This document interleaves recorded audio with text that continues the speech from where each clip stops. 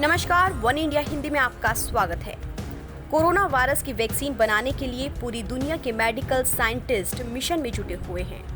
Bharat, America, Britain, France, Germany समेत दुनिया के तमाम मुल्क के पास सबसे बड़ा मिशन है कोरोना की वैक्सीन बनाना। लेकिन इस बीच रूस ने पूरी दुनिया को चौंका दिया है। उसने सारे देशों को पीछे छोड़कर इस मामले में बाजी मार ली है। मंगलवार को राष्ट्रपति व्लादिमीर पुतिन ने ऐलान किया कि उनके देश ने दुनिया की पहली कोरोना वैक्सीन तैयार कर ली है। इस वैक्सीन को रूस ने सोवियत संघ के सैटेलाइट पर स्पुतनिक वी का नाम दिया है। व्लादिमीर पुतिन की तरफ से इस बात से पर्दा उठाया गया है कि अब उनकी बेटी को कोरोना की वैक्सीन दी जा चुकी है। पुतिन ने कहा है कि जल्द ही देश भर में वैक्सीन का उत्पादन शुरू हो जाएगा और बड़े स्तर पर वैक्सीनेशन प्रक्रिया को शुरू किया जाएगा। सेशनोव यूनिवर्सिटी में टॉप साइंटिस्ट वादिम तारासोव ने दावा किया है कि देश 20 साल से इस क्षेत्र में अपनी क्षमता और काबिलियत को तेज करने के काम में लगा हुआ है।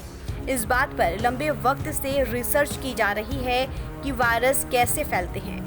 इन्हीं 2 दशकों की मेहनत का नतीजा है कि देश को शुरुआत शून्य से नहीं करनी पड़ी और उन्हें वैक्सीन बनाने में एक कदम आगे आकर काम शुरू करने का मौका मिला।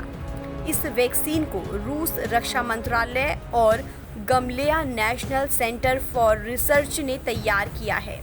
रशियन डायरेक्टर इन्वेस्टमेंट फंड के मुखिया किरिल दिमित्रिएव की तरफ से बताया गया है कि वैक्सीन का फेज 3 ट्रायल बुधवार से शुरू होगा।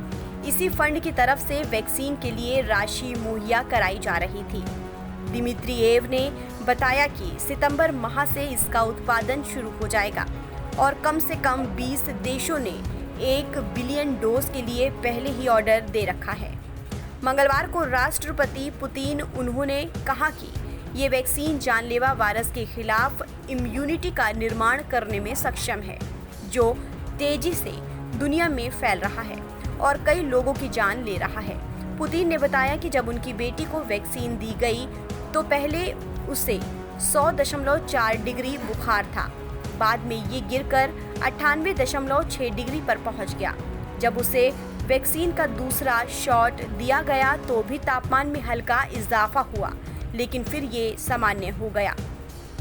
पुतिन ने आगे कहा कि फिलहाल वो ठीक है और अब उसके पास एंटीबॉडीज हैं। इस खबर में फिलहाल इतना ही। देश और दुनिया की तमाम खबरों के लिए आप बने रहिए वन इंडिया हिंदी के साथ।